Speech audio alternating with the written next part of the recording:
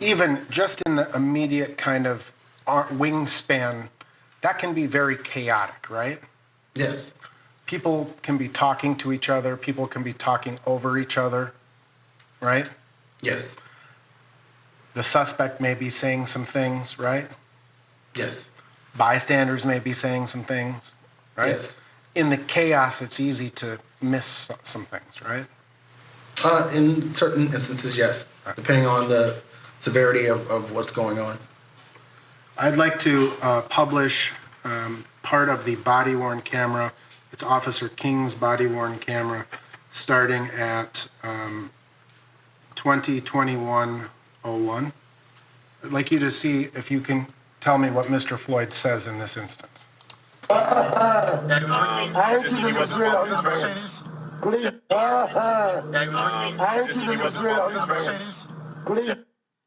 hear what he said? No, I couldn't make it out. Does it sound like he says, "I ate too many drugs"? Listen again. I can't make that out, no. So in the chaos of a situation, things can be missed, right? Yes. Did you review and study the body-worn cameras like very closely yourself?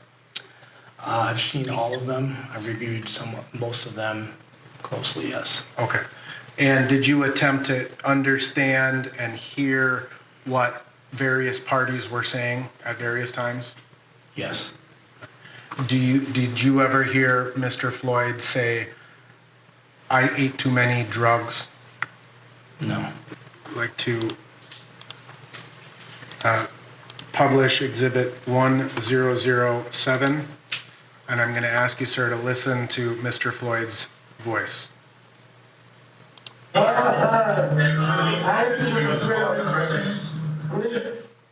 Did you hear that? Yes, I did. Did it appear that Mr. Floyd said, "I ate too many drugs"? Yes, it did. And he got the investigator for prosecutors for the state to agree. That's what George Floyd is saying. That's what he heard. I ate too many drugs. Let's bring in Court TV legal correspondent Julie Janae is joining us live from Minneapolis tonight. I wasn't expecting this, blindsided by all of this. To me, if 1 or 12 jurors agree with what Eric Nelson believes George Floyd is saying, this is huge. Blindsided is the right word, Vinny. We've watched these videos over and over again. We've read transcripts of what's in these videos, but I'm sure even the state didn't expect that this is what defense counsel for Derek Chauvin, Eric Nelson, was going to ask this witness, or he might have been better prepared for that question, and not even just to say, "I don't know," and then the special agent who agreed with the defense counsel. But these jurors, they took note. And I can tell you right before this type of testimony, that some of them had checked out a little bit. There were some that were looking around the room, weren't paying as close attention. It didn't seem from their body language. One juror had taken out lotion and was rubbing it on her hands. And then when this clip was played, they were all taking note. And not just when it was played the first time, but then when the longer clips were played with the special agent's testimony, first on cross and the thing that you just played where he actually agreed that this is what was played, but then also what happened on redirect.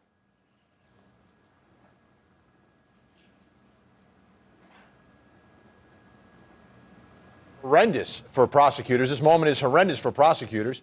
So now you get your opportunity to rehabilitate the witness. What happens?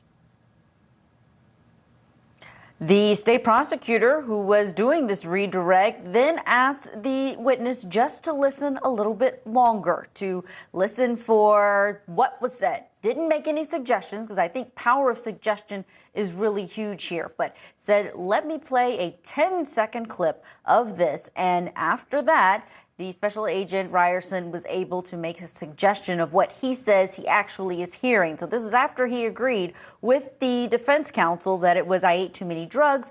Then he said after listening to a longer clip, it really sounded like George Floyd was saying, "I I didn't take any drugs. I have no drugs.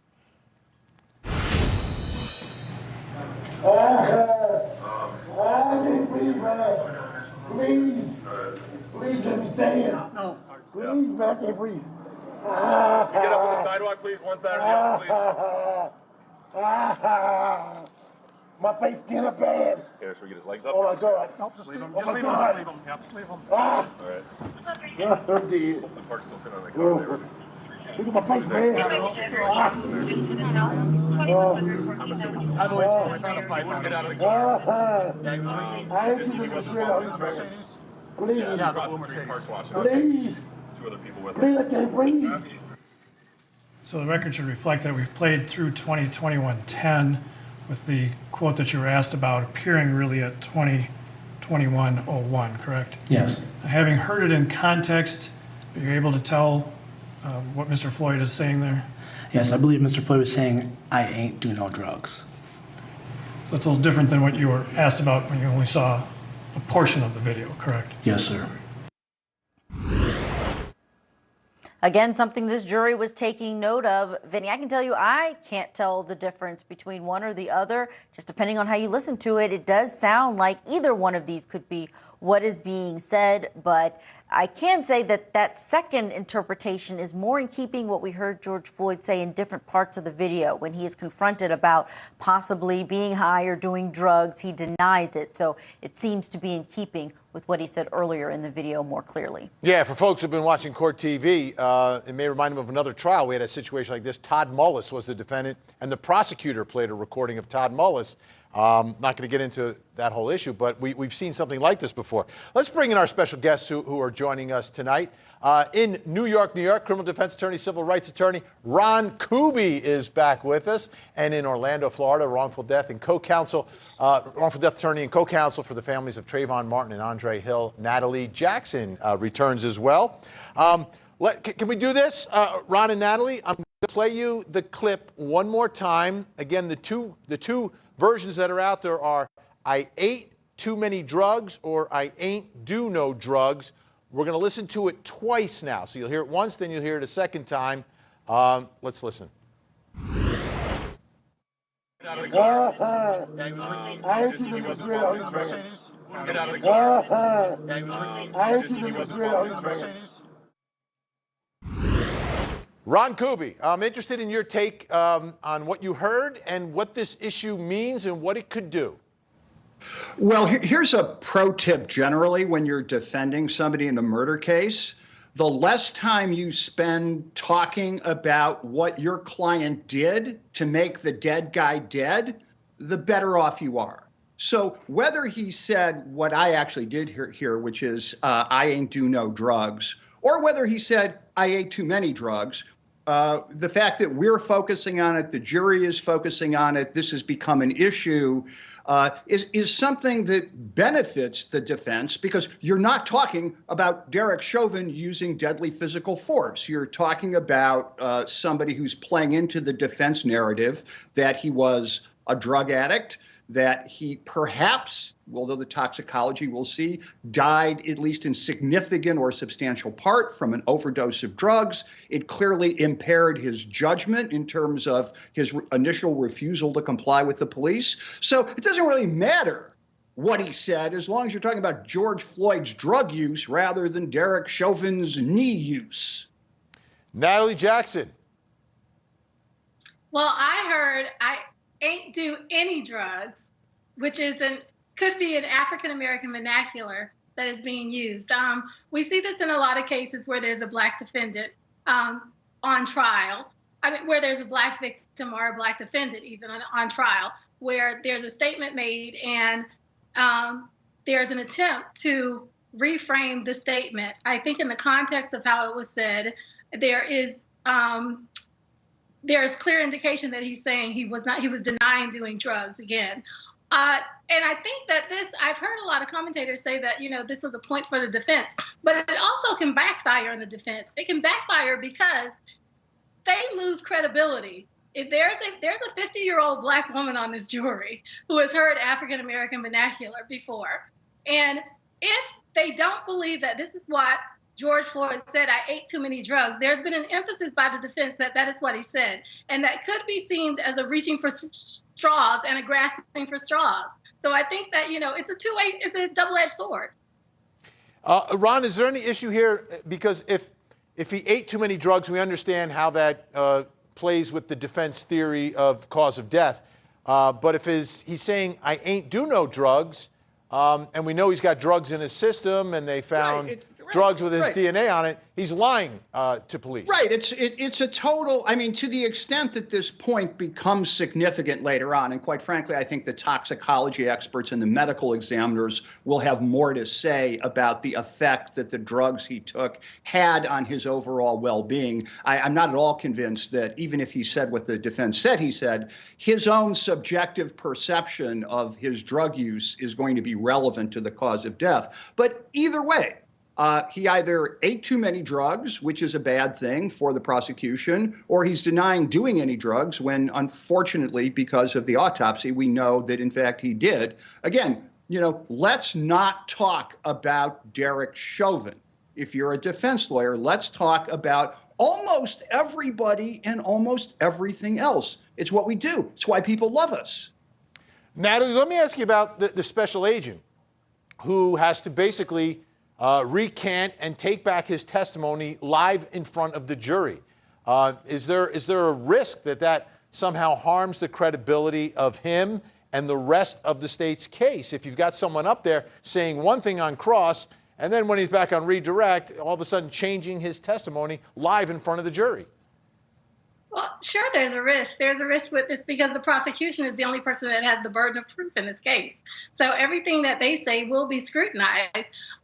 Once again, though, I don't think that the prosecution has denied that George Floyd was on drugs. I don't think that it can be denied based on the video that George Floyd was under the influence of some type of drug at the time. However, I think the prosecution is going to eventually, and this is what happens in closing, they're going to refocus this jury on the fact that George Floyd was walking, he was talking, he was moving while he was allegedly under the influence prior to Chauvin putting him in a prone position, handcuffed with his knee on his neck. That's really the whole crux of this case. And I think that once we can say, look over there, look over here, but at the end of the day, the crux of the case is whether or not George Floyd would still be alive had not Chauvin put his knee on his back or his neck on and put pressure and cause positional asphyxiation. Right. Exactly. The back or neck, and that's the other issue that's happening inside the court. Julia Janae, did that issue rise today as well? The position of Derek Chauvin's knee? Very much so for multiple witnesses, exactly where the placement was. And during that 9 minutes and 29 seconds, whether or not it was on his back, whether it was on his knee, shoulder blade, they got very meticulous today in testimony evidence in front of this jury.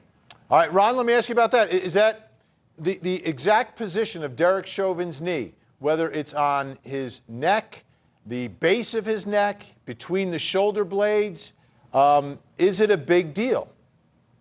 Standing alone, it's not. Standing alone, none of these things are particularly big deals.